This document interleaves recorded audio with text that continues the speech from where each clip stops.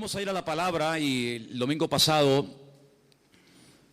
habíamos hablado acerca del mandamiento, la orden, no la sugerencia ni la propuesta, sino el mandamiento, que es muy diferente, de predicar el Evangelio. Esto se encuentra en Marcos capítulo 16 y vamos nuevamente a ir a esa porción y vamos a refrescar un poco la memoria. Vamos a hablar un poquito acerca de lo que se habló el domingo pasado y vamos a ir un poco más adelante, porque creo que es muy importante tener las ideas claras. No hay nada peor en esta vida que un creyente que no sabe ni lo que quiere. Y he encontrado mucha gente así, gente que se llaman cristianos, gente que van saltando de iglesia en iglesia, un poquito aquí, un poquito allá, un poquito con este pastor, un poquito con el otro pastor. Al final se les fue la vida, de flor en flor, picoteando, y en el fondo no sabían ni lo que querían. Aquí no me gusta porque hablan muy fuerte, aquí porque hablan muy bajito, allí porque levantan las manos, aquí porque no las levantan, allí porque hablan en lenguas, aquí porque no hablan en lengua, allí porque están todo el día hablando de dinero, aquí porque nunca hablan de dinero, allí porque es una iglesia muy grande, aquí porque es una iglesia muy pequeñita, allí porque... Y siempre buscando defectos por todas partes. Un inconformismo, una insatisfacción, los problemas siempre son de otros. Pero nunca se miran la panza, nunca se miran a sí mismos y se preguntan delante del Señor: Señor, ¿yo por qué no encajo en ninguna parte? ¿Por qué no soy capaz de estar toda mi vida en un lugar? Yo no estoy diciendo que no hay momentos en los que uno tiene que plantearse seriamente qué hago en esta congregación donde no me están dando de comer. Yo no estoy hablando de eso. Hay momentos en los que si usted está espiritualmente pasando hambre sin necesidad, pues oiga, usted tendrá que plantearse con su esposa, con su marido y con sus hijos: Señor, muéstranos un lugar donde podamos comer. Pero no solamente, cuidado, un lugar donde podamos comer, sino un lugar donde podamos comer, donde podamos escuchar la sana doctrina, la palabra de Dios, sino que también podamos servir al Señor. Porque si usted está toda la vida comiendo, puede ser que un día reviente. Entonces, recibimos, ¿para qué? Para dar. No solamente para decir, mira cuánto sé de la Biblia, he aprendido esto, he aprendido aquello, he aprendido tal, he aprendido cual, y bueno, ¿y ahora qué va a hacer con todo eso? Entonces hay creyentes que están toda la vida en la iglesia, y venga a comer, y venga a comer, y venga a oír, y venga amén, y venga a gozarse, pero no dan, son ovejas improductivas, son ovejas estériles, personas que se han acomodado y simplemente lo que quieren es venir al cultito, que el pastor les predique, que oren por ellos, que no sé qué y no sé cuánto, pero nada más. Y eso no es el ideal de un cristiano, eso no es una oveja sana. Imagínense, padres y madres que tenéis niños pequeñitos, aquí en la iglesia tenemos algunos, que sí, ahora son muy bonitos, son preciosos los bebés, cómo huelen, ¿no? La piel de los bebés, bueno, cómo huelen sin mencionar determinados momentos, porque también valdría la frase, cómo huelen los niños, Pero el niño, pasan 6 meses, pasan 8 meses, pasa 1 año, pasan 3 años y el niño siempre está así y no crece. Ay amigo, ya no es una cosa bonita. Ya no es para decir, mira qué niño más lindo, no, ahora como que nos cortamos diciendo, ¿qué le pasa a mi niño que no crece? Me pasó una vez y lo comenté aquí en la iglesia, que yo estaba en un lugar y vimos a una pareja que había puesto como una especie de una toalla, una manta en el suelo. Y había un niño, pero el niño tenía cara de mayor, pero el cuerpito era de un bebecito. Y bueno, el Señor nos dio la oportunidad de hablar un poco con ellos. Y nos dijeron que el niño tenía una enfermedad, y es que no crecía. El cuerpo no se desarrollaba. La cara sí, el aspecto del niño era de un niño mayor, pero sin embargo no crecía. Eso es una enfermedad, eso no es normal. El apóstol Pablo dice en la carta a los Corintios, concretamente en el capítulo 13 de la primera carta: cuando yo era niño, yo hablaba como un niño. Yo no siempre tuve la voz que tengo ahora. Había una vez en mi vida que yo hablaba así. Pero después ya cambié la voz, ¿sabe? Yo tuve complejos durante muchos años de chiquitito. Yo era el más pequeño en el equipo de fútbol. Yo soy lampiño, yo no tengo pelos.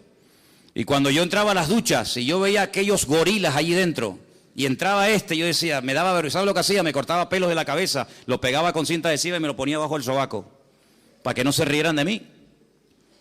Si la vida nos va cambiando la voz, la vida nos hace crecer, estirarnos, Yo no puedo ponerme los zapatos, las camisas y los pantalones de cuando tenía 8 años. Pero hay cristianos, hay creyentes que llevan toda la vida con la misma talla de pantalón y de camisa porque no han crecido. Se han quedado raquíticos, se han quedado enanos. ¿Es esto algo nuevo, algo que tiene que ver con el siglo XXI, que es algo de los últimos tiempos? No se equivoque, hermano. Ya en los tiempos bíblicos, en los tiempos de la primera iglesia primitiva, ya había estos problemas. Por ejemplo, el apóstol Pablo, me remito otra vez a la carta a los Corintios, le dice, sois niños en Cristo. No les puedo dar alimento sólido, porque si se le da una chuleta a un niño lo matamos.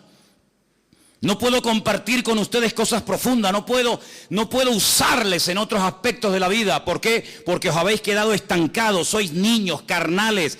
Y claro, y como sois niños y carnales y no habéis madurado ni crecido, habláis como niños, pensáis como niños, hay celos, hay envidias, hay divisiones. Quítate tú para ponerme yo, porque os comportáis como auténticos niños, aunque lleváis toda la vida en la iglesia. Y también cuando uno lee la carta a los hebreos, pues también encontramos palabras como, ya es tiempo de dejar los rudimentos y avanzar hacia la perfección, y comer comida sólida. Y es una tragedia cuando hay creyentes que no quieren crecer, están ahí tranquilos, ahí en su asiento un año y otro año, y está bien, yo vengo, pero esa no es la voluntad de Dios. Dice la Biblia que cuando un pastor sale con su rebaño por las montañas, con frío, con calor, por la mañana, por la tarde, por la noche, a veces jugándose la vida con peligros tremendos, ¿para qué sale? ¿Para qué hace el esfuerzo ese hombre? Es que no hay otra cosa a la que dedicarse en la vida.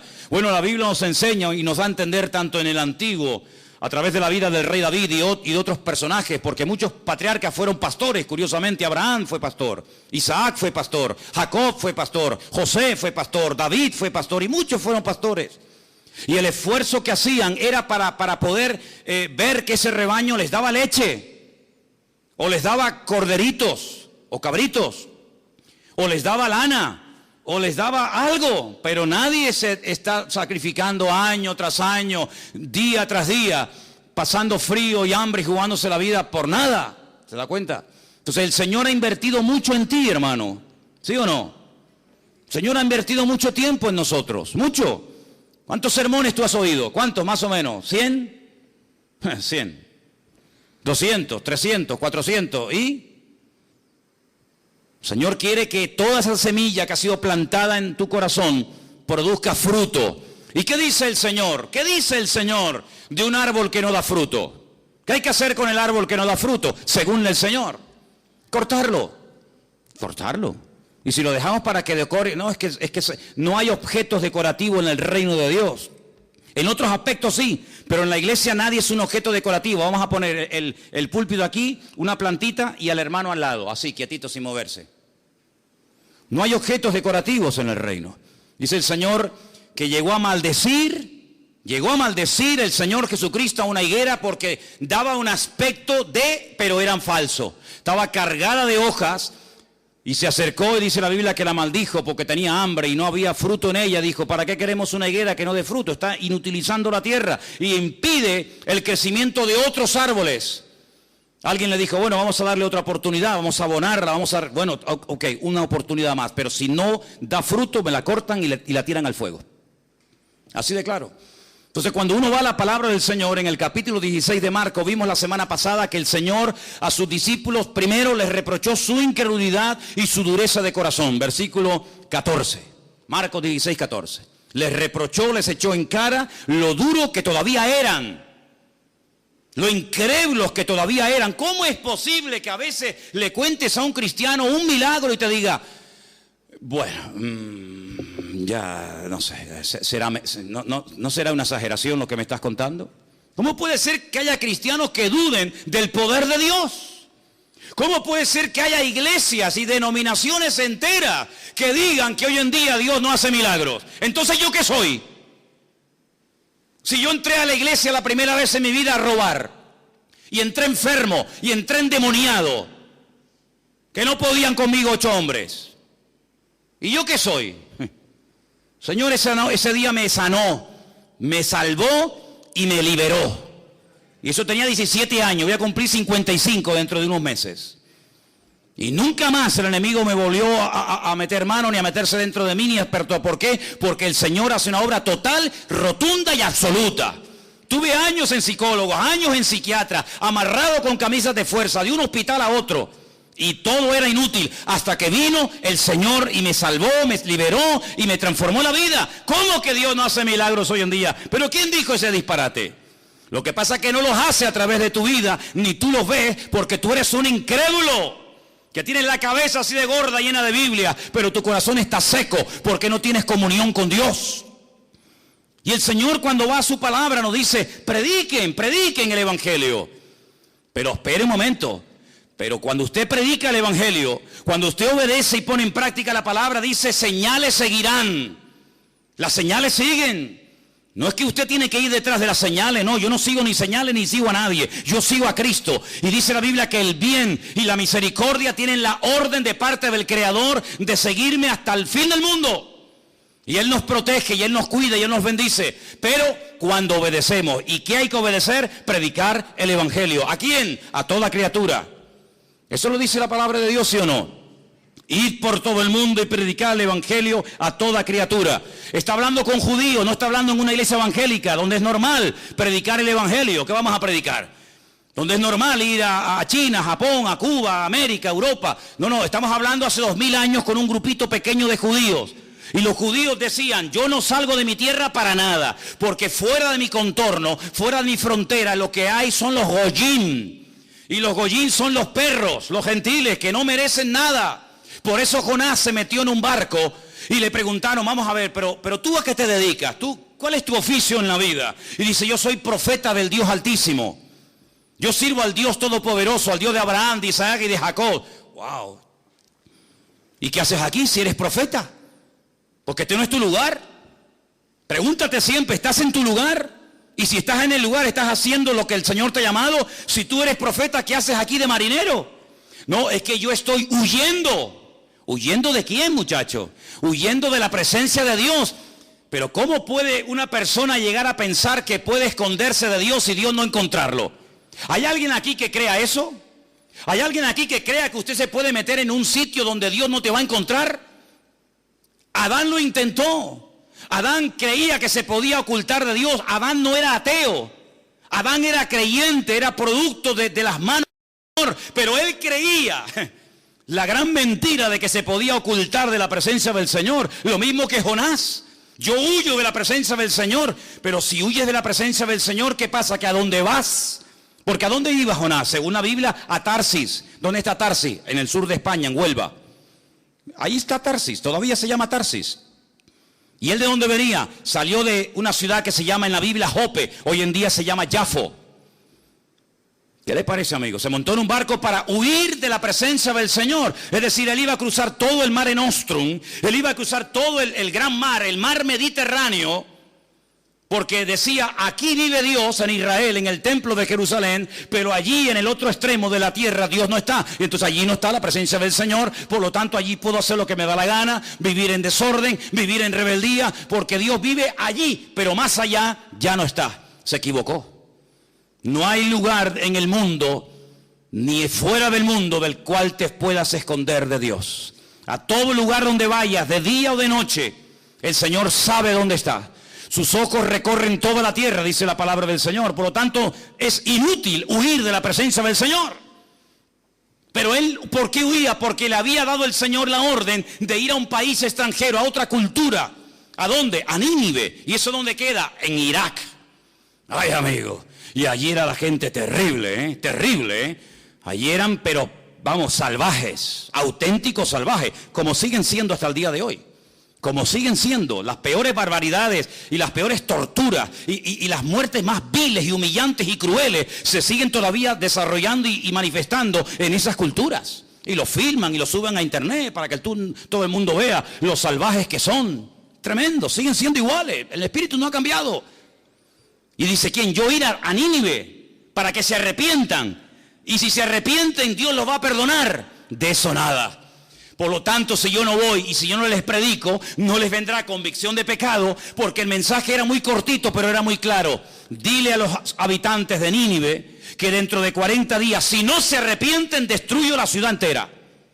Y Jonás dice, 40 días, pues ya está, fácil. Yo me voy de la presencia de Dios, no les predico, si no voy yo nadie va. No hay internet, no hay WhatsApp, no hay nada. Y dentro de 40 días, qué bueno, el Señor se los cargó a todos. El Señor dijo, no, eso es lo que tú te crees. Pero Dios nunca pierde, Dios siempre gana. ¿Cuántos dicen amén? Diga conmigo, Dios nunca pierde, Dios siempre gana. Más fuerte, Dios nunca pierde, Dios siempre gana. Que te tiran por la borda y prefieres morir ahogado, no te lo crees ni tú, querido. Yo no sé silbar, pero si supiera, trágate a este. Ya verás cómo le quito la tontería. Cuando él se metió dentro de aquel submarino, dentro de aquel enorme pez, y comenzó a sentirse mareado, y una noche, y 2 noches, y 3 noches, dijo, Dios mío, sí voy, cuenta conmigo, allá voy. Pero fíjate tú, prefería morir antes de dar su brazo a torcer. Que no, ¿a que sí? Porque Dios nunca pierde, Dios siempre gana. Y vas a ir, quieras o no quieras. Así de claro. ¿Y qué pasó con Pedro? Porque eso fue en el Antiguo Testamento. Y Pedro, conociendo al Señor, viviendo con el Señor, Señor, lo que tú me pidas, ¿sí? Vete a casa de Cornelio a predicar el evangelio. ¿A casa de quién? Cornelio. Cornelio es un centurión romano, imperialista, que nos tienen aquí todo el día el cuello trancado, que nos están amargando la existencia. ¿Cómo voy yo a ir a casa de un gentil romano? Pues vas a ir, quieras o no quieras. Y fue, y mire cómo empezó el mensaje. Ustedes saben cuán abominable es para un judío entrar a la casa de un gentil. Qué presentación más hermosa.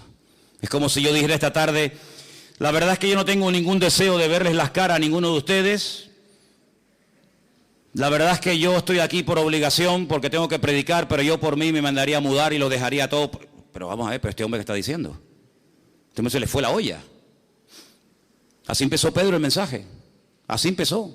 Porque no quería, no entendía que gente fuera de su cultura, de sus esquemas, entendieran el evangelio. Pero el Señor ya lo había dicho, id por todo el mundo y predicad el evangelio. Es decir, que desde el principio el Señor viene hablando acerca de que Él tiene un plan general.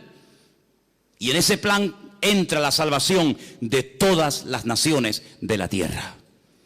Porque Dios quiere que todos los hombres procedan al arrepentimiento y que todas las naciones se salven y conozcan a su Hijo Jesucristo a través de su palabra. ¿Cuántos dicen amén? Pero dice la palabra de Dios que en un principio no era así, no había necesidad de predicar el evangelio ni nada a nadie. ¿Por qué? Porque el único que había conocía al Señor y se llamaba Adán. Adán era un hombre perfecto, tan perfecto que ni sudaba, no tenía frío, no tenía calor. Algunos dicen, bueno, pero si no iba a morir, porque también era un ser eterno, porque Dios lo creó eterno, porque la paga del pecado es la muerte, y si no había pecado, no había muerte. ¿Dónde iba a caber tanta gente?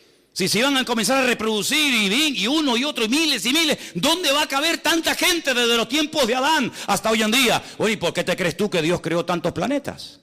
¿Para tenerlos vacíos? ¿Qué sentido tiene haber creado miles, millones de planetas para tenerlos vacíos? No, Dios creó todo eso para ir poblando todo el universo, para que todas las naciones, para que todo el universo conociera del poder de Dios. Pero ustedes lo han echado todo a perder, porque habéis pecado. Y ahora las cosas han cambiado radicalmente. Ya no va a volver a ser nunca más como antes. Ahora vas a sudar, ahora vas a tener frío, ahora van a tener dolores, ahora les va a doler por aquí, les va a doler por allá. Ahora se van a levantar los padres contra los hijos contra ellos mismos. Ahora va a ser todo diferente. Cuando vayas a sembrar te vas a pinchar la mano, porque nacerán cardos y espinos. Aquellos animales con los que te entretenías y jugabas, ahora se te van a volver en tu contra. Ay, amigo, todo ha cambiado. Claro, es que cuando uno peca, cuando uno desobedece a Dios, todo cambia. No puede permanecer todo igual. La paga del pecado es la muerte. Y Adán comenzó a experimentar en su cuerpo, en su mente, en su alma, en su espíritu, en su familia, en sus hijos, en todo. Comenzó a notar las consecuencias del pecado. Pero Dios a un hombre le da una promesa. Y ese hombre se llamó Abraham, más tarde Abraham.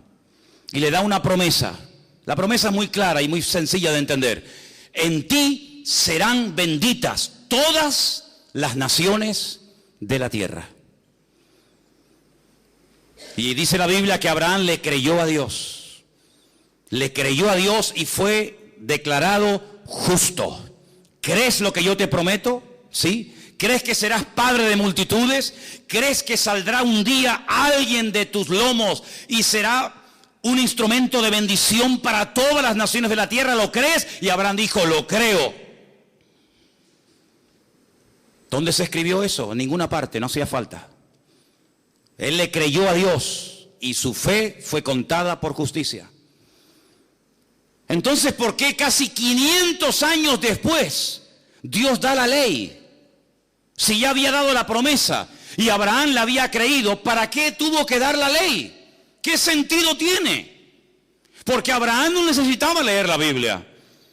Abraham oía a Dios y lo entendía. Vas a ser padre, amén. Cámbiate el nombre, amén. Vas a tener un hijo que a través de él vendrá la promesa, amén. Vete mañana y me lo sacrificas sobre un altar en el monte Moriah, amén. Él tenía una línea directa con Dios, le entendía perfectamente. Él le transmitió su fe a su hijo Isaac. Isaac nunca leyó la Biblia, nunca fue a la iglesia, nunca tuvo un pastor, un rabino, un reverendo, pero ellos entendían a Dios. No vayas a Egipto, le dijo el Señor a Isaac. Dijo, pues no voy. ¿Dónde lo leyó? No hacía falta.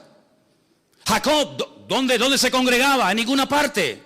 Pero sin embargo él tenía encuentro con ángeles, él hablaba con Dios. Dios le dijo, a partir de ahora te vas a llamar Israel. Jacob no, Israel. ¿Cómo tenían ellos tanta línea directa con Dios? José nunca leyó la Biblia. Uno de los hijos de Jacob nunca leyó la Biblia. Nunca fue al culto, nunca estuvo en una reunión. Sin embargo, un día le vino una mujer casada a proponerse acostarse con él. Dice, ni se te ocurra, yo no puedo hacer eso, pecaría contra mi Dios. Pero ¿dónde está escrito que eso es pecado? Dijo. ¿En qué libro? ¿Dónde está escrito que acostarte con la mujer de tu amo Potifar sea pecado? Aquí está escrito. No necesito ley, no necesito Torah, no necesito nada, porque yo conozco a mi Dios. Y como conozco a mi Dios, sé lo que le gusta y lo que no le gusta, lo que le agrada y lo que no le agrada. Y a Noé le dice, cuando construyas el arca, vas a coger 7 parejas de animales limpios y animales impuros, y los vas a meter en el arca. ¿Y cómo sé cuáles son los limpios y cuáles son los impuros? Si eso no está escrito, yo te lo voy a decir. Entonces hubo un tiempo, hubo una generación, hubo un grupo de personas minoritarias que tenían un nivel de comunión, un nivel de santidad, un nivel de relación con Dios tan elevado que no necesitaban que nadie les predicara, que no necesitaban Torah, que no necesitaban ley, ni mandamientos, ni nada. Entonces la pregunta la vuelvo a hacer otra vez, ¿para qué Dios la dio? Si cuando Dios le hablaba a esta gente, ellos entendían y obedecían, ¿para qué da la ley? Cuando la ley son 613 mandamientos.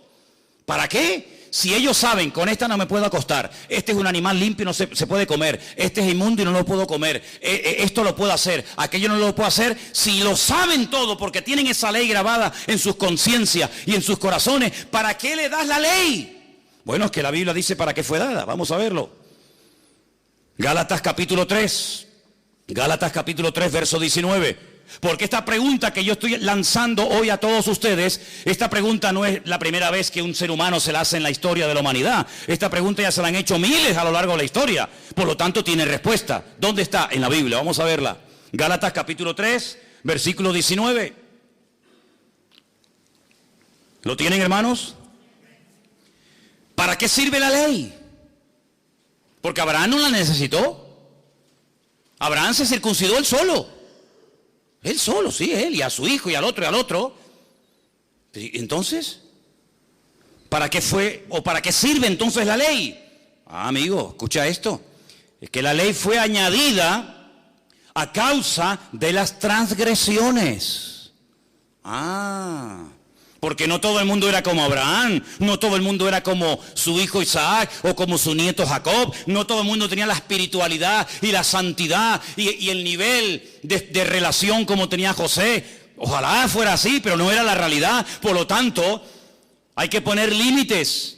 Por lo tanto, la ley no fue dada para los buenos, sino para los transgresores, porque los buenos no necesitan ley. Dice, ¿qué ley le voy a poner a un obediente como Abraham? ¿Qué ley le voy a poner? No me obedezcas tanto. Oye, no tengas tanta fe. A los que hacen la voluntad de Dios, a los que conocen al Señor, no necesitan ley. Pero fue dada a los transgresores. Y ellos no eran transgresores, pero iba a haber muchos. Fue dada a causa de las transgresiones hasta. Ay, amigo, esta preposición es fundamental. Hasta. ¿Hasta cuándo? Viniese la simiente a quien fue hecha la promesa. ¿A quién se le hizo la promesa? A Abraham. En ti serán benditas todas las naciones de la tierra. Cuando venga esa simiente, cuando se cumpla esa promesa que yo te he dado, hasta ese momento llega la ley. Mientras tanto, no. Entonces dice, hasta que viniese la simiente a quien fue hecha la promesa y fue ordenada por medio de ángeles en mano de un mediador. Y el mediador no lo es de uno solo, pero Dios es uno solo. Luego, la ley es contraria a las promesas de Dios, dice, en ninguna manera. Pero si por la ley, porque si la ley dada pudiera vivificar, la justicia fuera verdaderamente por la ley. Mas la Escritura lo encerró todo bajo pecado, para que la promesa que es por la fe en Jesucristo fuese dada a los creyentes. Pero antes, escucha, antes de que viniese la fe, estábamos confinados, encerrados, enclaustrados bajo la ley, encerrados para aquella fe que iba a ser revelada. De manera, versículo 24, que la ley ha sido nuestro ayo, para llevarnos ¿a quién? Para llevarnos a Cristo. Yo pregunto, ¿vino ya Cristo o no ha venido todavía? Porque en Israel lo están esperando, dicen que no ha venido. Pero yo pregunto hoy en Santa Cruz de Tenerife, ¿Cristo ha venido, sí o no? Bueno, pues sí ha venido. Y dice aquí, de manera que la ley ha sido nuestro ayo para llevarnos a Cristo, a fin de que fuésemos justificados por la fe. Pero venida la fe, ya no estamos bajo ayo. Ya está. Si usted no entiende esto, pues oiga, yo intentaré explicárselo lo mejor que pueda. Pero está tan claro, pero tan claro. Abraham, te voy a dar una promesa, pero entre la promesa y el cumplimiento de la misma van a pasar muchas generaciones, muchos siglos. Y yo conozco al ser humano, porque si cuando eran perfectos y hablaban conmigo todos los días, pecaron y desobedecieron, imagínate ahora que ya le dieron lugar al pecado, que ya han probado la rebeldía y la desobediencia. Si antes no pudieron mantenerse en santidad, ¿cuánto menos ahora? Por lo tanto, entre que te he dado la promesa y hasta que venga la promesa, y la promesa es Cristo, van a pasar muchas generaciones, muchísimas, miles y miles de personas. ¿Cómo hacemos para que esto no se desmadre? ¿Cómo hacemos para que el mundo no se autodestruya? ¿Cómo hacemos para frenar la maldad? Poniendo leyes. Los casados, ustedes no pueden engañar a sus mujeres con otras mujeres.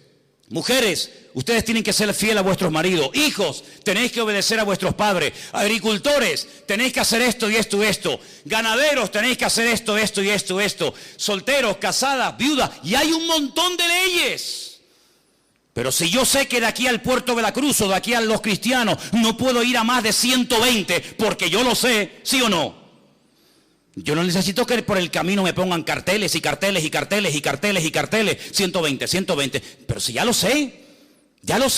Pero entonces, ¿por qué se ponen? Porque siempre habrá alguno que aún, a pesar de que lo sabe, se va a pasar el límite y va a querer ir de 200. Y después pasa lo que pasa.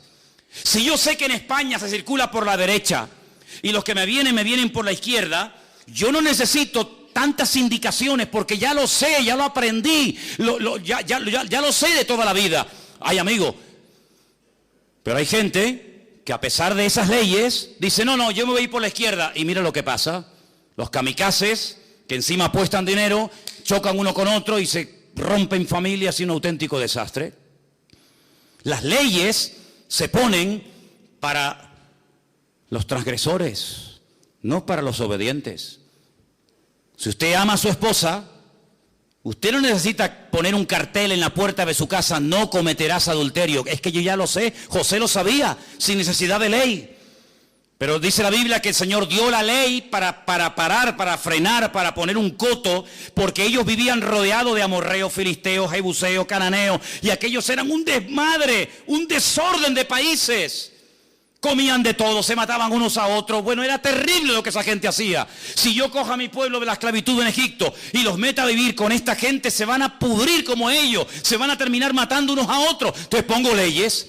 Por ejemplo, ¿por qué los judíos tienen la obligación o tenían la obligación en aquel tiempo de sacrificar en el altar animales como por ejemplo corderos, ovejas, bueyes? Porque eran los animales sagrados del enemigo. Y entonces, ¿qué es lo que hacía? No, de sagrado nada, aquí el único sagrado es el Señor. Y puso leyes para marcar una diferencia, para que ustedes sean un pueblo diferente, que habla diferente, piensa diferente, viste diferente, actúa diferente. Pero el que sabe cómo soy yo, no necesita leyes. El que sabe cómo soy yo, como el caso de mi amigo Abraham, como el caso de José, y como el caso de otros personajes, ellos saben cómo tienen que vivir, porque tienen comunión conmigo, pero ustedes, la mayoría, que no tienen comunión conmigo ni la quieren tener, yo a ustedes les tengo que meter leyes y leyes y leyes y leyes, y esto no, y esto no, y esto no. Y la ley, escúchame bien, no hay misericordia, no hay clemencia en la ley, no existe. Te para el guardia civil y usted va a 200 y le dice carnet de conducir, papeles del vehículo, no sé qué, no sé cuánto, y usted le dice, mire, ¿y no me podría perdonar? No. ¿Por qué? Porque la ley dice que usted se ha pasado el límite de velocidad y según la ley yo lo tengo a usted que multar. ¿No hay misericordia? No. ¿No hay clemencia? No. Y como le dijo una vez un hermano que venía conmigo en el coche, le dice, y si sigue hablando y protestando, también le voy a poner otra multa porque veo que no llevaba el cinturón de seguridad puesto, así que mejor estése calladito. Pues le van a caer todas encima. ¿Qué le parece, amigo? Entonces la ley tuvo un objetivo temporal, transitorio. Primero, poner freno, poner limitaciones al desmadre, a la carnalidad del hombre.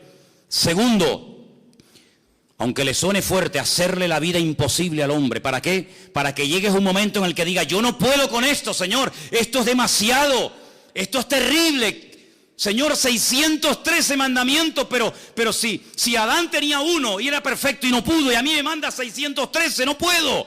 Claro, pero te quiero llevar a un momento en el que digas, me rindo, yo no puedo con esto. Y entonces tendrás que pedirme ayuda a mí y en ese momento te mandaré a mi hijo, ¿te das cuenta? Porque la ley es un instrumento, no un fin. Y hay gente que se queda con el medio y no se da cuenta de que Dios utiliza cosas. Pero todas esas cosas, ¿a quién apuntan? En la misma dirección. Apuntan a Cristo.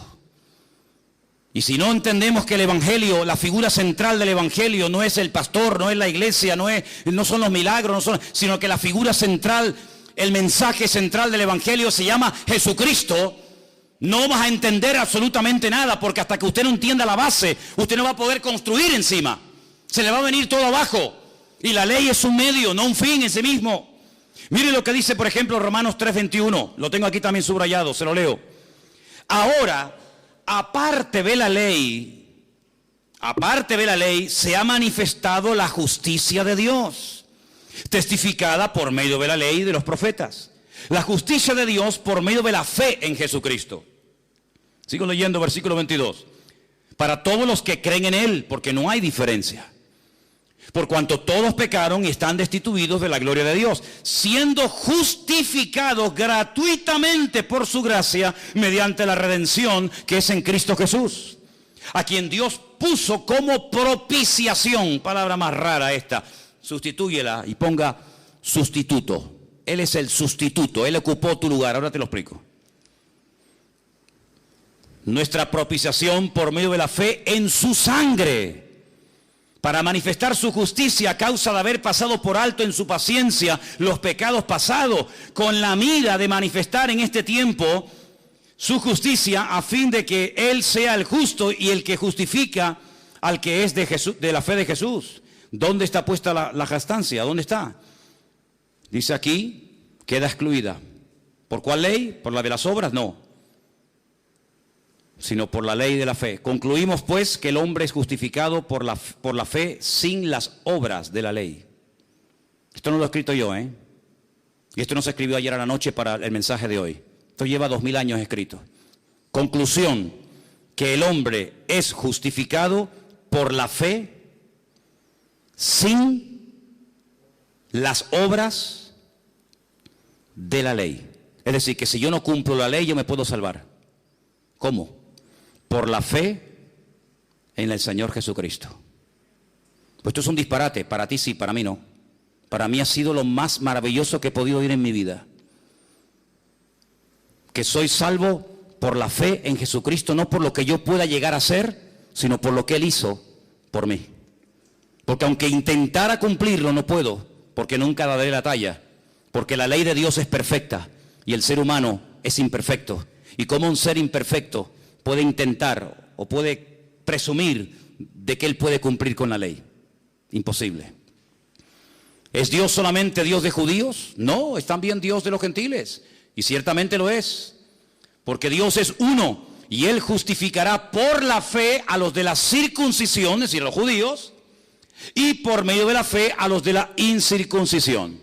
Es decir, Dios dio una ley temporal y transitoria hasta llevarnos a la realidad del cumplimiento de la promesa. Y cuando la promesa vino, y la promesa fue el Señor Jesucristo, el medio dejó de cumplir su objetivo. Este vaso de agua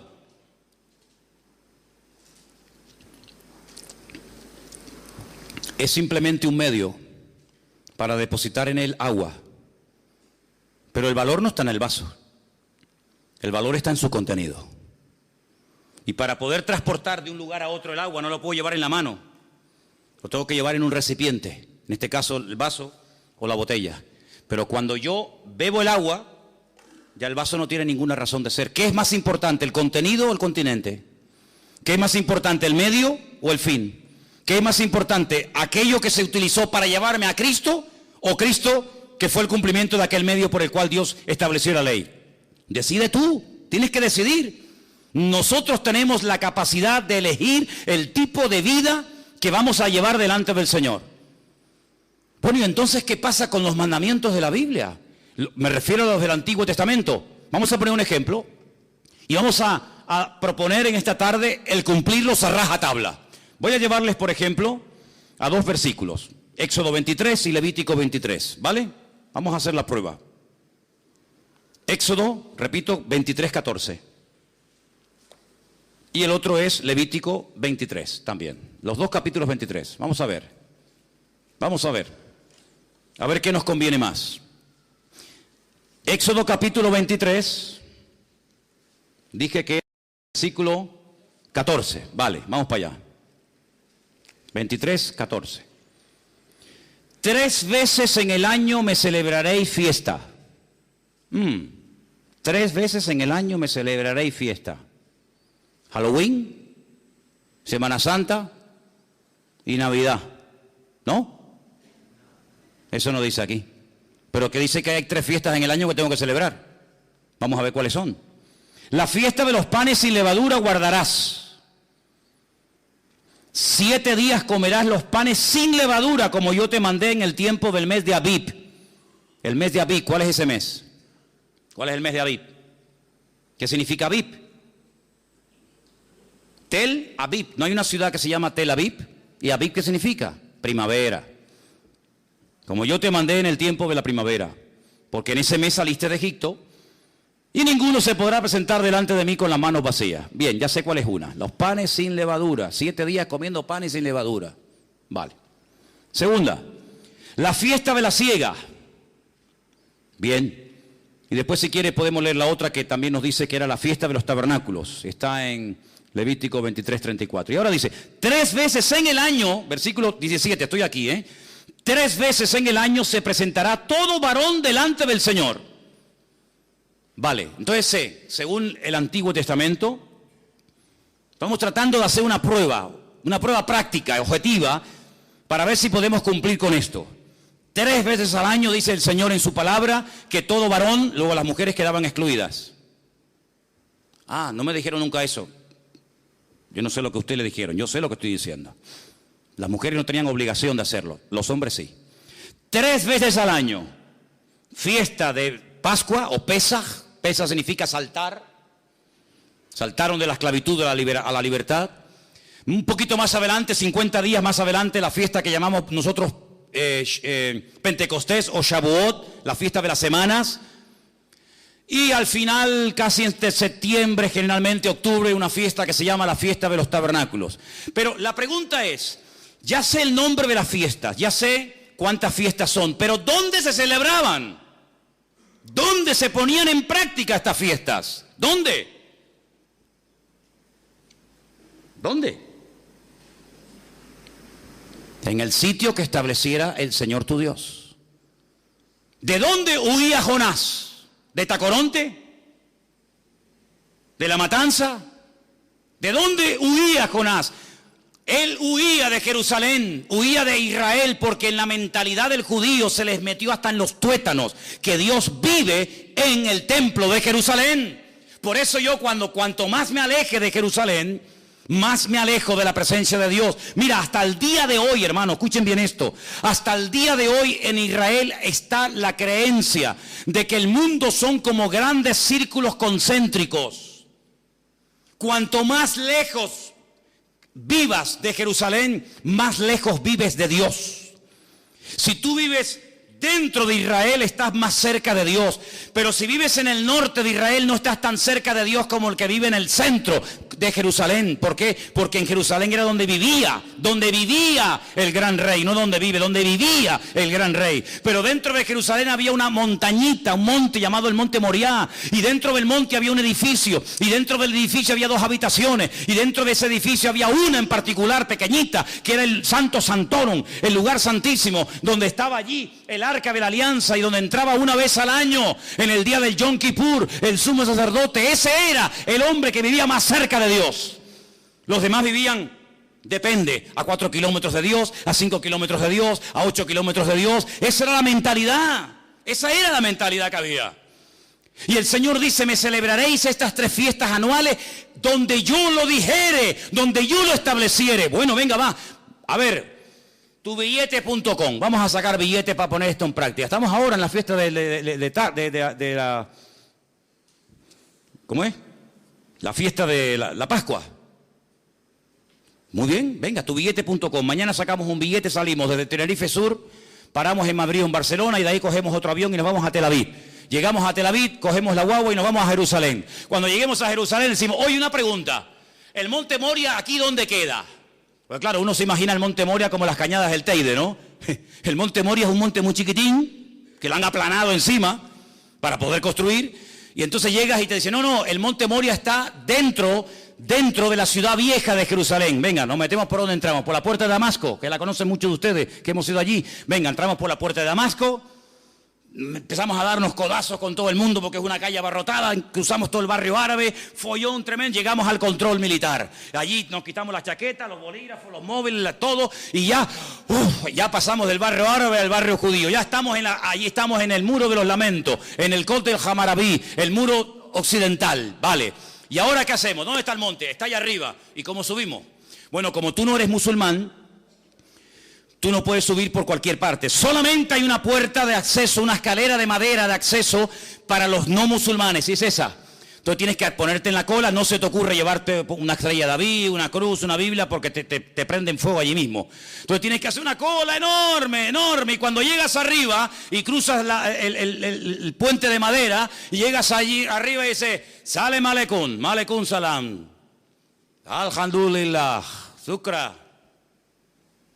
Vamos a buscar el templo. Y te dice, ¿el qué? Claro, como a lo mejor no habla español, le tienes que decir el Bet Hamidash. Aquí no hay Bet Hamidash. Aquí hay 2 mezquitas. Una allí y otra aquí. Aquella se llama la mezquita de Omar. Y aquella se llama la mezquita de Al-Aqsa. ¿Pero y el templo? Porque yo he leído aquí que tengo que venir al templo del Señor 3 veces al año y he venido de Tenerife. Y todos estos conmigo. Pues aquí no hay templo. Y como se ponga chulo, le damos una paliza y lo tiramos del muro abajo. Y no es la primera vez que lo hacen, ¿eh? Entonces me vengo a Tenerife frustrado porque digo, Señor, no puedo cumplir tu palabra, Señor. No puedo. Porque la voy a cumplir ¿dónde? En mi casa. Eso no vale. No vale. Es que es allí. Es decir, que los cristianos españoles que vivían en el sur o en el norte de España tenían que viajar 3 veces al año a ir a Jerusalén. ¿Me estás diciendo eso? Exactamente te estoy diciendo eso. Y si no quería, eso es otro tema. Pero el Señor dijo 3 veces al año se me van todos a Jerusalén a celebrar la fiesta de Pesach, la fiesta de Shavuot y la fiesta de los tabernáculos, la fiesta de Sukkot.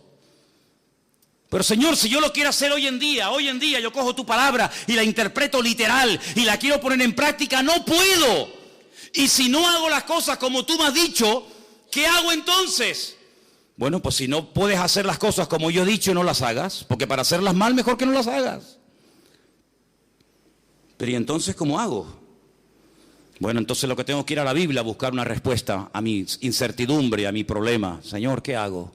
Y ahora me encuentro que la Biblia dice, vuestra Pascua es Cristo. Amigo, que mi Pascua es Cristo. Ajá. Yo soy vuestra Pascua. Por eso mi paz os dejo, mi paz os doy. Y a donde vayas, te puedes estar tranquilo, porque si vives en el sur, en el norte, en América, en Oceanía o donde sea, en Cristo, lo que no puedes cumplir, aunque quieras, porque no se dan las condiciones, ya lo has cumplido si tienes a Cristo viviendo dentro de tu corazón. Ay, amigo, ¿os dais cuenta cómo Cristo es todo? ¿Te das cuenta cómo Cristo destaca por encima de todo? Es como cuando un alpinista está días y días y se esfuerza y lucha y oxígeno y esto y aquello. No ve nada, está luchando para llegar a una cumbre y cuando llega por fin arriba, ¡ay, amigo! Desde arriba se ve una panorámica alucinante, se ven todos los picos, se ve a lo mejor en el fondo otro continente, se ve, yo qué sé, el mar. Pero para poderlo ver todo, tienes que subir. Por eso dice la Biblia que hasta que no subamos, hasta que no levantemos en alto al Señor Jesucristo, no vamos a entender nada. No vas a entender nada, porque los mandamientos del Señor tienen condiciones. Y si no se dan las condiciones, no se puede poner en práctica el mandamiento. No te puedes inventar una Biblia a tu manera, a tu estilo. No se podían hacer sacrificios en las casas. Eso quiere decir que yo no puedo hablar de la Pascua en mi casa. ¿Quién ha dicho eso? ¿Quién ha dicho que no? ¿Quién ha dicho que no podemos hablar en la iglesia o en la escuela dominical o en el culto de jóvenes o donde sea de cualquier otra fiesta? No estoy diciendo eso. Lo que estoy diciendo que si usted quiere hacer las cosas decentemente y con orden, como Dios manda, aunque quisieras, no puedes. Porque de los 613 mandamientos, más de 418 giran en torno a la construcción del templo. Ahora mi pregunta es esta. ¿Dios no tiene poder para que se levante el templo en Jerusalén ahora mismo? Cuando le dijo Pilato al Señor, ¿no me hablas? ¿No me contestas? ¿Tú no sabes que yo tengo poder para...? Y el Señor como diciéndole, pero si yo hago así, amigo, yo hago así, me vienen aquí 1.000.000 de ángeles a defenderme. ¿Qué estás diciendo? Claro que el Señor podría ahora mismo hacer así, ¡bum!, y arrasar todo lo que hay allá arriba y construir el templo. ¿Pero por qué no lo hace? Pues porque no le da la gana. ¿Por qué no quiere? Porque el Señor permitió que lo destruyeran. Y el Señor hasta este momento, hasta este minuto, ha impedido que se vuelva a reconstruir. Para que ya no esté vuestra vida girando en torno a un edificio de piedra, sino que vuestra vida sea una vida cristocéntrica, centrado no en un templo, no en un lugar, no en un país, sino que vuestros ojos estén enfocados en Cristo. Y por eso Pablo dice, si habéis, tú sabrás si habéis o no, si habéis resucitado con Cristo, poner la mira ¿dónde? ¿Dónde tengo que mirar? ¿A dónde mira el musulmán cuando ora? A la Meca. ¿A dónde mira el judío cuando ora? A Jerusalén. ¿Y a dónde mira el cristiano cuando ora? ¿A dónde miro? A Jerusalén no, a la Meca no. ¿A dónde miro? Poner la mira en las cosas de arriba y no en las de la tierra, donde Cristo ha resucitado, y poneros con Él en lugares celestiales en Cristo Jesús. Ay, amigo, es que no me habían hablado así, que no es mi culpa que no te hayan dicho eso. Pero hoy en día nuestra vida no gira en torno a una fiesta, no gira en torno a un hombre, no gira en torno a un medio, sino gira en torno al Rey de Reyes y Señor de los Señores. Y sin Él no lo tenemos nada, y con Él lo tenemos todo. ¿Cuántos dicen amén y le dan un aplauso al Rey en esta tarde? ¡Gloria a Dios! ¡Y a su nombre! ¡Y a su nombre! Eso es lo que es el Evangelio. Eso es el Evangelio.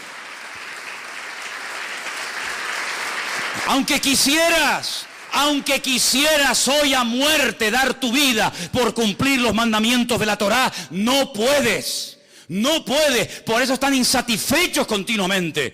Por eso han tenido que decir, bueno, y si ahora no podemos orar 3 veces al día o presentar nuestro sacrificio, y no podemos subir al templo, y no podemos, ¿qué hacemos? ¿Qué hacemos?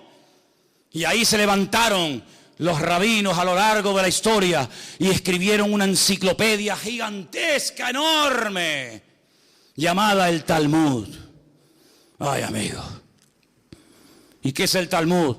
Pues es la creación de la Mishnah y la Gemara, la Totafot y la Hagahá. ¿Eso qué es? Tradiciones y tradiciones y mandamientos. Y el Señor dijo, recorréis tierra y mar para ganar a un prosélito. Y una vez que lo ganáis, le ponéis tanta presión y tantas cargas encima que lo agobiáis y lo convertís en 2 veces más hijo del infierno que antes, pero vosotros ni con un dedo las movéis. Que Dios no vino a ponernos cargas, Dios vino a decir, los que estáis cargados y trabajados, abusados espiritualmente, hartos de la vida, venid a mí y descansad, y yo os haré descansar, dice el Señor. Para eso vino Cristo. Y ahora podemos entender cosas tan sorprendentes que rompen los esquemas de la época y hoy en día, como por ejemplo aquella mujer que dice que la sorprendieron en el mismo acto de adulterio. Bueno, hermanos, yo entiendo que la pillaron con las manos en la masa. Ahora, si usted es mujer y está cometiendo adulterio y te pillan, quiere decir que pillan a uno y al otro, ¿o no? ¿O con quién está cometiendo usted adulterio? Con la silla. ¿Con quién? No, te hemos pillado. Y no sacaron una foto porque no pudieron. Entonces cogen a la mujer y al hombre, cogen a la mujer y la llevan al Señor. Y le dicen, según nuestra ley, fíjate tú dándole clases de ley al Señor. Dándole clases de ley al Señor. Cuando esta Biblia que tengo en mi mano es la palabra escrita de Dios, lo que Dios hablaba, lo que salía por su boca, aquí se escribió, ¿sí o no?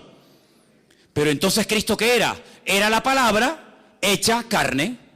Dios habló, Dios permitió que su palabra se escribiera y Dios permitió que su palabra se humanara, que su palabra se encarnara, y dice, y vimos su gloria como el unigénito del Padre. Luego, cuando vas a darle clases de Torah, cuando vas a darle clases de ley al Señor, el Señor, que es la palabra, dice, a ver, ¿qué dice vuestra ley? Si fui yo el que te la di.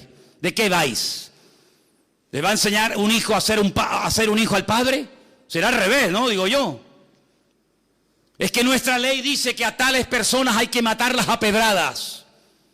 Bueno, a uno y a otro. ¿Y tú qué dices? Dice, bueno, la mujer, claro, echa polo, sabe que en cuestión de minutos hacen un hueco en el suelo, la meten de cintura para abajo, le ponen, a veces sí, a veces no, una especie de tela encima, la rodean y empiezan pim pam, hasta que la machacan y la matan a pedradas. A ver, que nosotros ya tenemos claro lo que tenemos que hacer, solamente venimos a pedirte tu opinión. ¿Tú qué opinas de esto? Porque esta merece morir. Y es verdad. En la ley no hay misericordia, el que la hace la paga, amigo. Menudo dilema, ¿eh? Menudo problemón. ¿Pero para quién? ¿Para el Señor? El Señor no tiene nunca ningún problema. Dice, espérate un momento. Hace así. Escribe. Y venga a escribir. La lista vacía. Ven a escribir. Ven a escribir. Y dice que cuando miraban aquello, decían, oye, que puso en el suelo mi nombre. Ese soy yo. Claro, porque la inmensa mayoría que estaban allí condenando a los demás, ellos también habían tenido relaciones con ella. ¿Qué te crees? El que tiene digamos, una prepotencia de estar siempre acusando a los demás, generalmente es el peor que está, siempre es él. Generalmente es así. Es mucho más fácil apuntar así que verte que te estás apuntando tú, ¿no? Oye, que te puso ahí el DNI, muchachos, 42815-975B. Ese soy yo. Y yo, cuando vieron los nombres en el suelo, dijeron, vámonos, nos pilló. A ver si vamos a morir también nosotros. Y dice que fue uno, y el otro, y el otro, y el otro. Todos se fueron, quedaron descubiertos, amigos. Ah, amigo, pero quedó uno solo. Uno que nunca había pecado. Uno que jamás había tenido un mal pensamiento. Uno que fue santo desde el vientre de su madre hasta el día de hoy. Uno que tenía toda la libertad del mundo para coger las piedras y machacarla viva. Y ese uno se llamaba Yeshua HaMashiach, el Señor Jesús. ¿Por qué no lo hizo? Porque es como una incoherencia que digas que se haga una cosa y luego tú mismo la quiebras. Esto hay que hacer, y cuando lo vamos a hacer no nos deja. ¿Cómo es esto? Pero es que para cumplir la ley, por ejemplo, este mandamiento, tienes que llevar una vida tan pura, tienes que llevar una vida tan santa, que para matar a otro, ¿cómo tiene que ser tu vida, amigo? ¿Cómo tienes que estar tú delante de Dios para poderle quitar la vida a esta persona, aunque se lo merezca? ¿Cómo tiene que estar tu vida? Es decir, que tú estás peor que ella. Lo que pasa es que a ella la pillaron, pero tú has pasado desapercibido, porque tú eres el niño bueno. Esta es la mala porque la pillaron, pero hay algunos que no los han pillado todavía, pero son peor que los que han sido descubiertos. Y se sintieron aludidos, sus conciencias se sintieron tocadas y dijeron, vámonos, antes de que nos mate también a nosotros. Y el Señor la coge y le dice, levántate, mujer, yo no te condeno, solamente te voy a decir algo, vete y no peques más. ¡Qué alivio! Pero nos enfrentamos con un dilema. No se ha solucionado el tema totalmente. Claro, la mujer se va contenta, pero aquí hay una duda. Entonces, ¿qué hacemos? ¿La cumplimos o no la cumplimos? Porque si resulta que se acostó con otro y tú la perdonas y aquí no ha pasado nada, cuando tu palabra dice en la ley que hay que matarlas a pedradas, ¿en qué quedamos? Perdonamos ahora a los asesinos, a los pederastas, a los etarras, perdonamos a todo total. Dios es bueno y perdona a todo el mundo. ¿Es eso el mensaje que nos transmite el Señor? No, es que hay parte B, viene la segunda parte, escúchala. El Señor sabía que tenía que morir, pero si Él lo había mandado. El alma que pecare, esa morirá, y esta pecado tiene que morir. Pero vamos a hacer una cosa, no hemos leído esta tarde, cuando les dije esa palabra rara que se ha leído, Él es la propiciación de nuestros pecados, que les dije, si no la entiende, póngala por la palabra, Él es nuestro sustituto. ¿Os acordáis que lo dije? Muy bien, vamos a hacer una cosa, en vez de matarla a ella, yo me ofrezco voluntario para que me maten a mí. ¿A ti? Pero si tú no eres ni casado, tú no puedes cometer adulterio aunque quisieras. Tú no has pecado nunca, no importa. Yo vine a este mundo a dar mi vida en rescate por muchos. Y voy a morir por ti, Judas, también, que me vas a traicionar y me vas a vender. Voy a morir por ti. Te voy a estar esperando hasta las 3 de la tarde que muera. Te voy a estar esperando colgado en la cruz. Y voy a morir por ti, Poncio Pilato, que te lavas las manos. Aquí no ha pasado nada. Por ti también voy a morir. Y voy a morir por ti, Anás y Caifás. Voy a morir por los borrachos, por los alcohólicos, por las prostitutas, voy a morir por los adúlteros, voy a morir por todos los criminales y asesinos de la historia de la humanidad, porque ese fue el mandato que recibí de mi Padre. ¿Estás dispuesto a que yo lance mi ira contra ti en vez de contra aquella, contra aquel y contra aquel? ¿Estás dispuesto a cargar todo el peso del pecado de toda la historia de la humanidad, de los que murieron, de los que viven y de los que aún no han nacido? ¿Estás dispuesto a semejante sacrificio? Y el Hijo dijo, hágase mi voluntad. Hágase tu voluntad y no la mía. Heme aquí, envíame a mí, Señor.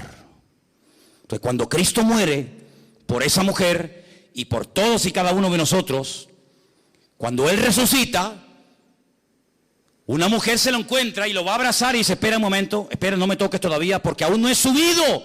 Aún no he subido, aún no he ido a la presencia de mi Padre a decirle, Padre, mira, lo hice todo como tú me pediste, mira.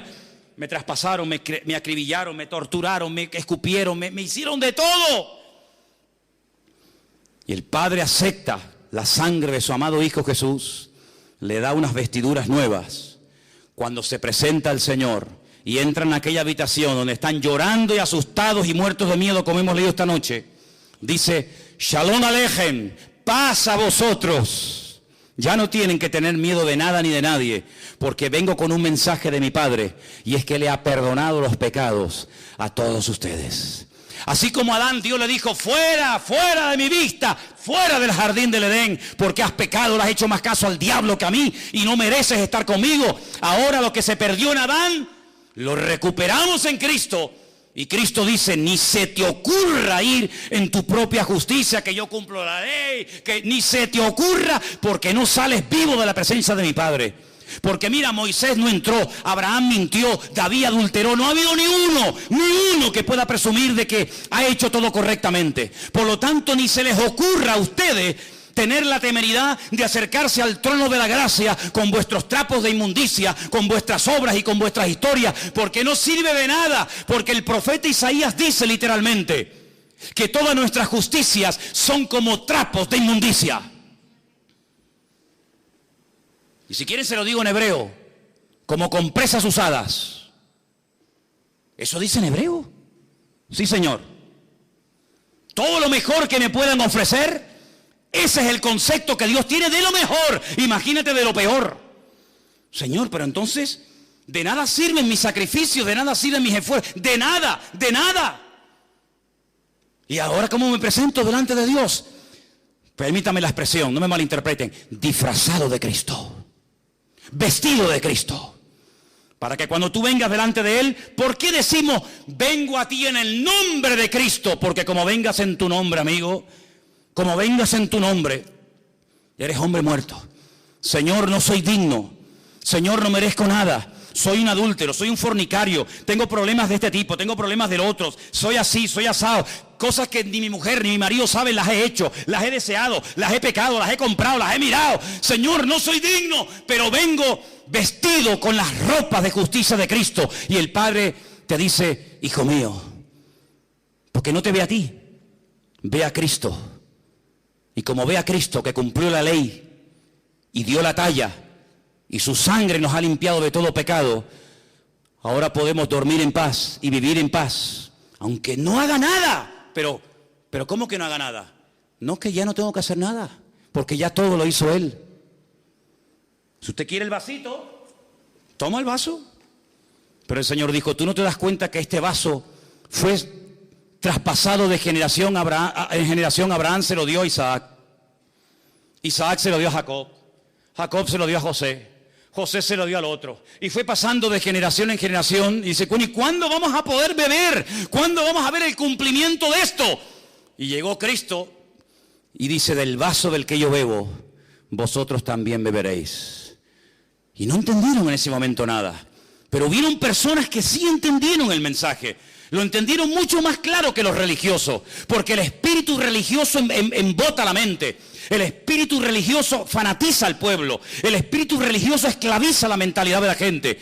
Y por eso los religiosos eran capaces, terrible hermano, de ver a una pobre mujer, 18 años asistiendo al culto y no le hacían ni caso, porque está enferma y encima es mujer.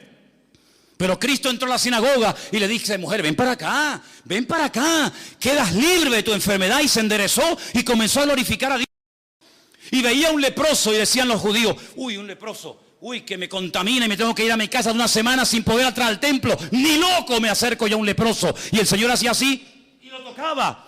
¿Qué va a manchar, qué va a contaminar al Señor? Un leproso nada lo puede contaminar, porque Él es bendito y santo por los siglos de los siglos. Amén. ¿Cuántos dicen amén? Y por eso fue una sinagoga y le dijo a un ciego, mira, sé libre de tu enfermedad. Y al otro lo sanaba y al otro no sé qué. Y claro, luego venían, bueno, pero no puede ser. Vamos a ver, es que hoy es Shabbat. Hoy es Shabbat. ¿Y? Es que en Shabbat no se puede hacer esto. ¿Cómo que no? ¿Quién dijo eso? No, es que ya. ¿Y quién te sanó a ti? Yo no sé cómo se llama. ¿Y cómo te sanó? No, me puso barro en los ojos y me mandó al estanque de Siloé, que está en la otra punta de Jerusalén. Yo he estado en el estanque de Siloé, ¿te acuerdas, Carmen, cuando nos metimos por abajo? Que por poco te mueres allí, ¿eh? Un estanque enorme, kilómetros por debajo de tierra, lo mandó a la otra punta. ¿Por qué no lo mandó al estanque de Betesda, que está allí pegadito? Porque los judíos decían que un judío no podía caminar más de 1000 metros, más de 1050 metros en día de reposo. Por eso ustedes van a encontrar en la Biblia camino de un día de reposo. ¿Y cuánto es un camino de un día de reposo? 1050 metros. Pero si me voy al estanque Siloé, entre que voy y vengo, hay más de 1050 metros. Por eso los judíos le dijeron, ese hombre que te dio esa orden no es bueno, es un pecador. porque ha quebrantado el día de reposo. Y dice este pobre hombre que no tenía mucho conocimiento de la palabra: mira, si es bueno, si es malo, si es pecador o no es pecador, ni lo sé, ni me interesa. Yo lo único que sé, que yo era ciego y ahora veo. Y ustedes con toda su parafernalia no me habéis podido ayudar en todos estos años. Y este hombre vino y en un segundo me cambió la vida.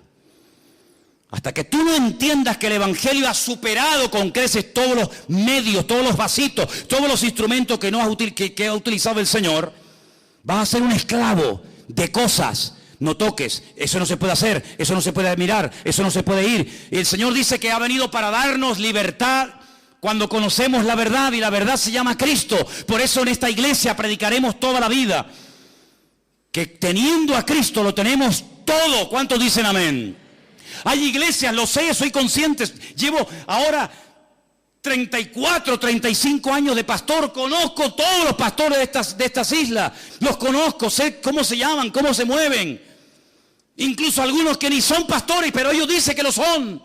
Y en algunas iglesias, si usted no paga el diezmo, está bajo maldición. Y la gente se asusta. Y si usted se va de esta iglesia, usted va sin la bendición. Y si usted no habla en lengua, no se va al cielo. Y venga condenación, y venga condenación. Mi Señor no vino para amargarle la vida a nadie. Mi Señor vino para dar libertad a los cautivos. Hoy estarás conmigo en el paraíso, hijo. Pero sin dar el diezmo. ¿Cómo se va a salvar sin dar el diezmo? Sin hablar en lengua, sin ayunar, sin evangelizar a nadie, así, por la buena. Hoy estarás conmigo en el paraíso. Pero ¿qué ha hecho este hombre? Nada. Es que no puede hacer nada. El que lo está haciendo soy yo. Y como yo lo voy a hacer bien, yo te ofrezco el paraíso y lo que haga falta. Pero hay algunos que están empeñados, porque son ignorantes y quieren seguir siendo ignorantes, que es lo peor, que hay que hacer esto, que hay que hacer aquello, que hay que hacer tal, que hay que hacer tal, que hay que hacer no sé qué, y que hay que hacer no sé cuánto, y que hay que hacer, que te he demostrado con la Biblia, o no te enteras, te he demostrado con la Biblia que aunque quieras cumplir la ley no puedes, hombre, te lo estoy diciendo. Entonces no sigas R que R con lo mismo, no sigas R que R con lo mismo, hombre. No se puede cumplir la ley, no se puede cumplir la Torá, no se puede cumplir bajo ningún concepto. Hay un lapsus que ha quedado ahí suspendido, y es el tiempo de gracia, en el cual dice el Señor: ahora prediquen el evangelio, abren los ojos a la gente, que entiendan que no es a través de este medio, que no es a través de aquel, que hay un solo camino, un solo mediador, y tiene nombre, se llama Jesucristo. ¿Cuántos dicen amén?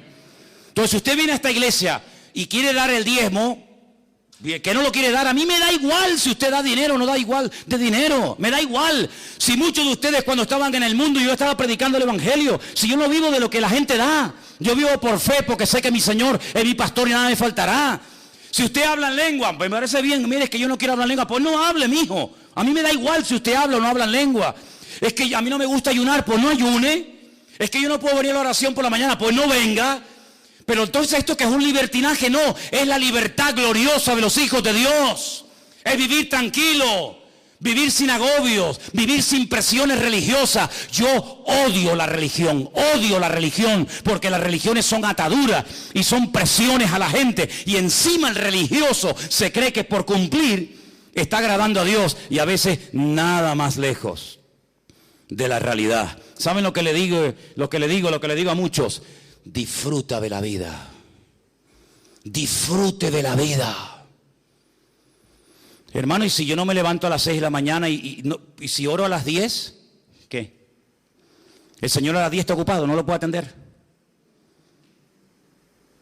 Nunca he entendido eso. Está bien levantarse temprano y orar, yo no tengo nada en contra de eso. Pero si mañana quiere dormir una horita más, ay Señor, perdóname. ¿Por qué? Porque tenía que haber orado a las 6. ¿Dónde dice la Biblia que hay que orar a las 6? La Biblia dice: orad sin cesar. A las 6, a las 7, a las 8, a las 9, a las 10. Dios no ha venido a traernos condenación, hermano. Dios ha venido a alegrarnos la vida. No te la compliques más de lo que la vida nos pone impedimento, porque el Señor ha venido a que usted sea libre, a que usted viva en paz. Se viene a la iglesia a disfrutar, no se viene a la iglesia a sufrir. Si usted va a una iglesia a sufrir, no vaya. ¿O usted es masoquista? ¿Le gusta que le humillen? ¿Le gusta salir vacío? ¿Le gusta salir mal? No, la iglesia ha sido diseñada por el Señor para abrirnos los ojos, para aclararnos nuestras dudas, para que no seamos ignorantes y vivamos en la libertad gloriosa de los hijos de Dios. ¿Cuántos dicen amén? ¿Y entonces qué tengo que hacer? Pues buscar a Dios en oración, esforzarme en lo que dice el Señor. Ahora bien, yo les hago una pregunta. Si no se puede cumplir la Torá porque no se dan las condiciones actuales para cumplirla, ¿para qué complicarme la vida queriendo cumplir con algo que no se puede? Dele la vuelta a la tortilla. ¿Usted puede hoy en día orar? Pues ponte a orar. ¿Usted puede hoy en día congregarse? Sí, pues congréguese. ¿Usted puede leer la Biblia? ¿Usted puede evangelizar? ¿Usted puede ayudar a una persona? Sí. Entonces, ¿por qué no te preocupas más en hacer lo que puedes hacer? Y no te agobias tanto con lo que no puedes hacer. ¿Usted puede hacer feliz a su mujer? Pues hágala. No, es que, no sé, haga lo que pueda hacer y deje en las manos de Dios lo que usted no puede hacer. Ese es el evangelio que se predica aquí. Esto es lo que se enseña en esta congregación, Vida Nueva. Aquí y en nuestra iglesia en el Puerto de la Cruz y lo que estamos enseñando en el sur, esto es lo que aquí enseñamos. Es que en la otra iglesia, es que a mí no me interesa lo que enseñen en otras congregaciones, no me interesa. Aquí enseñamos la libertad que Cristo nos vino a dar, no libertinaje. Aquí enseñamos una vida de tranquilidad, de paz, de sosiego. Aquí enseñamos lo que dice la Biblia, predicamos el evangelio del Señor Jesucristo. Si usted quiere que yo le predique la Torá, váyase a Jerusalén, porque yo no soy un rabino, yo soy un cristiano. Y yo no tengo la obligación de enseñar Torá, yo tengo la obligación de enseñar evangelio. Eso es el mandato que dice la Biblia. Y dice la Biblia, y termino, y es la lectura que hoy se ha leído. Por eso siempre usted tiene que prestar atención a la lectura que se lee antes del mensaje, porque en el 99% de los casos, la lectura previa al mensaje hace referencia o guarda relación directamente con el mensaje que posteriormente se va a compartir. Y si usted prestó atención, nuestra hermana Sonia subió aquí y dijo: si algún ángel del cielo viene y os predica otro evangelio diferente al que nosotros os hemos anunciado, sea anatema. Vamos a hablar clara para entendernos. ¿Qué es anatema? Pues claro, si dice anatema y no sabe lo que es anatema, pues entonces... Anatema significa maldito. Literalmente, maldito. Es decir, que si mañana o esta noche yo tengo un sueño y se me presenta un ángel. Hola, Manolo. ¿Qué tal? ¿Qué pasó? Te vengo a dar un mensaje. A ver. Que el Señor no va a venir. Vengo de parte del Señor que no va a venir. Vengo a decirte que la Biblia que tiene está equivocada, que no es la verdadera. Que hay por ahí otra que nunca se tradujo por miedo a no sé qué. Que el Señor no ha perdonado los pecados de todo el mundo, sino de unos cuantos. ¿Saben lo que hago con ese ángel? Tengo un bate de béisbol que cogí aquí en el rastro. Tengo un bate de béisbol. Le doy una entrada de palos al ángel, hermano. Yo he cogido más de una ocasión el bate de béisbol. Mira, una vez cuando cogí el bate de béisbol, fue en Bolivia, en Santa... ¿Hay algún boliviano aquí? Tú eres de Santa Cruz de la Sierra. En el séptimo anillo, donde teníamos nosotros el comedor, y comenzamos a dar de comer y comer y comer a los niños. Que ahí, tú sabes que hay mucha necesidad, ¿verdad? Por allí no aparecía nadie, ni los pastores de la ciudad cuando íbamos a visitar las iglesias, y Armando está ahí, que no me dejará mentir. Íbamos a las iglesias y contábamos lo que estábamos haciendo, de barro hasta aquí, miseria, era terrible aquello. Y nos decían, pues no sabíamos que aquí había eso. Y tú eres de aquí de Bolivia, y yo vengo de 15.000 kilómetros y sé más de la miseria que hay en tu barrio que tú. ¿Pues tú qué pastor eres? ¿Qué evangelio predicas tú? Y lo llevábamos al barrio y se quedaban asustados. Llevamos un día un montón de doctores para que examinaran a los niños y decían, ay, estos niños qué sucios. Claro, ¿qué quiere? A los pocos días de estar allí predicando el evangelio y de haber inaugurado un comedor, hicimos una campaña evangelística y el barrio contento, bueno, la gente venía, era aquella una pasada. Ay, amigo, me dicen unos niños, hay por allí unos señores que también están como ustedes repartiendo folletos y Biblia. Y digo, ¿sí?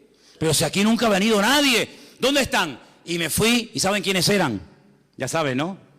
Los testigos de Jehová. No habían ido nunca en la vida, pero ahora que veían que la gente venía a escuchar la palabra, ahora ellos también venían a repartir comida, ahora ellos también venían de bueno. ¿Sabe lo que hice? Me da igual lo que usted opine, me da exactamente igual. Ya a las alturas que estoy, me fui, cogí un palo así, me acerqué a los testigos de Jehová y le dije, mira, sinvergüenza, aquí estas criaturas han estado pasando hambre y frío y miseria, y habéis sido incapaces en toda vuestra vida de haber venido aquí, y ahora porque veis que dando comida la gente viene a ver el evangelio, ahora vienen. Te doy 2 minutos para que desaparezcan del barrio. Como no se vayan del barrio, me lío a palos con ustedes y me quedo solo. Y los saqué a todos del barrio. No fueron más en el tiempo, yo no sé si fueron después, pero mientras yo esté aquí no entra un demonio de esto, utilizando malamente la palabra para... Y los saqué, bueno, no, gracias a Dios no tuve que darle ningún garrotazo a nadie, pero estuve dispuesto a darlo.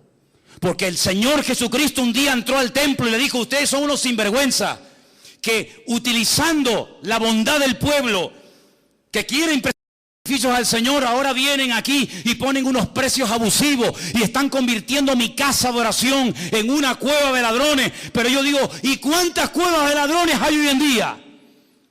Que afuera pone iglesia no sé qué, iglesia no sé cuánto. Hermanos queridos, hay que espabilar y hay que darnos cuenta de que el evangelio ha venido para darnos libertad. ¿Usted quiere vivir en esa libertad? Bienvenido sea. ¿No quiere vivir en la libertad de Cristo? Bueno, pues que Dios le bendiga. Pero en esta congregación no adaptamos la doctrina a usted. Usted no está aquí para pastorearme a mí. Yo estoy aquí para pastorearte a ti. Y si usted viene a esta congregación, aquí predicamos esto. Del diezmo, no dé, el diezmo, habla en lengua, no habla en lengua, no sé qué, no sé cuánto. Aquí predicamos la libertad a través de la sangre de Jesucristo.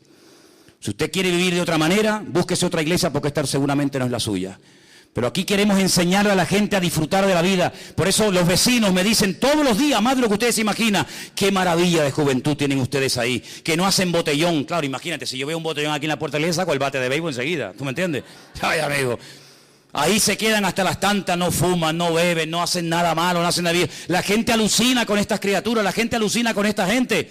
Aunque a veces también con el sonidito se pasan un poco, pero bueno, ojalá todo fuera eso, Porque hemos enseñado 15 años seguidos, año tras año, uno detrás de otro, que en Cristo hay libertad. Y como en Cristo hay libertad, no lo cambiamos por nada ni por nadie. ¿Cuántos dicen amén? Así que quiero que cierres tus ojos y digas simplemente, gracias Señor, porque tú has venido para hacerme libre. Aleluya. Tú has venido para hacerme libre y en esa libertad que tú me has dado, de esa no me muevo.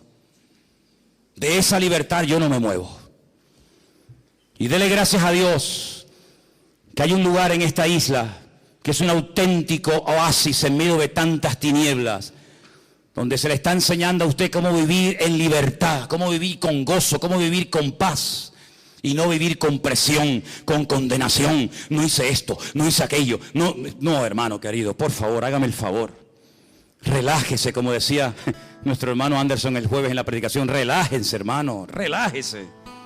Disfrute de un Dios tan maravilloso que tenemos. Alabado sea Dios.